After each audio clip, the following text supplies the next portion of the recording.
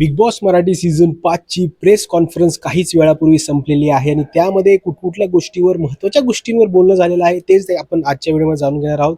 त्याआधी मित्रांनो, तुम्ही आपल्या चॅनलला म्हणजे आपल्याच आवडीला सबस्क्राईब केलं नसेल तर सबस्क्राईब करा, कारण की तुमचं एक एक सबस्क्राईब हे खूप जास्त मोटिवेट करत असतं. आणि आता शेवटचे काही नुकतेच दिवस राहिलेले आहेत, तर नक्की तुम्ही सबस्क्राईब करा. तर चला आता मुद्द्याकडे वळूया, ते म्हणजे प्रेस कॉन्फरन्समध्ये कुठल्या कुठल्या गोष्टी घडल्या.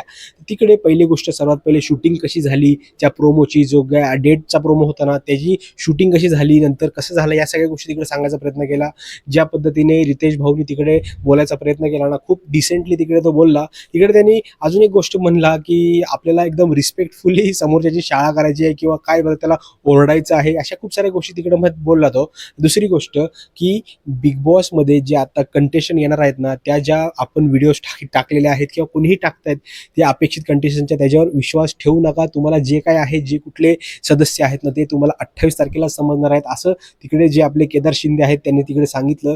आणि ते खूप जास्त एक्सायटेड आहेत, कारण की खूप जास्त चर्चा ही यूट्यूबवर चालू आहे. खूप सारे लोक हे बिग बॉस बद्दल बोलत आहेत, हे त्यांना आवडत आहे. ही मला खूप जास्त आनंदाची गोष्ट वाटली की ते यार जे क्रिएटर्स आहेत बिग बॉस मराठीबद्दल बोलतात ना, त्यांनी अजून त्यांना उचलावं अशी माझी इच्छा आहे त्यांच्याकडून. ही जर व्हिडिओ कलर्सची टीम कोण बघत असेल तर नक्की हे जे क्रिएटर्स आहेत ना, आम्ही लोक, त्यांना पण तुम्ही उचलायचा 100% प्रयत्न करा. कारण की खूप सारी एक थोडासा काय होतं त्याला, मुंगी एवढा का नाही होईल वाटा हा क्रिएटर्सचा असतो काय कुठलाही शो चालवण्यासाठी. तिसरी गोष्ट अशी की यंदाची जी थीम आहे ना, थीम खूपच इंटरेस्टिंग ठेवलेली आहे मित्रांनो.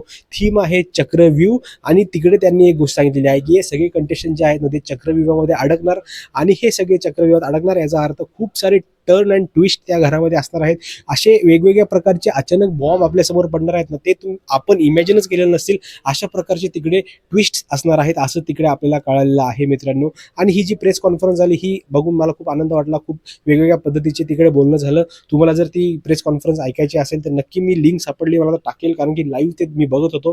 तर मित्रांनो, हीच होती संपूर्ण प्रेस कॉन्फरन्सची माहिती. तुम्हाला काय वाटते बिग बॉस मराठीमध्ये काय काय होईल आणि काय नाही, ह्या नक्की गोष्टी तुम्ही कमेंटमध्ये मांडा, कारण की आपली चावडी हे चॅनल फक्त आणि फक्त तुमच्या प्रेक्षकांसाठी आहे.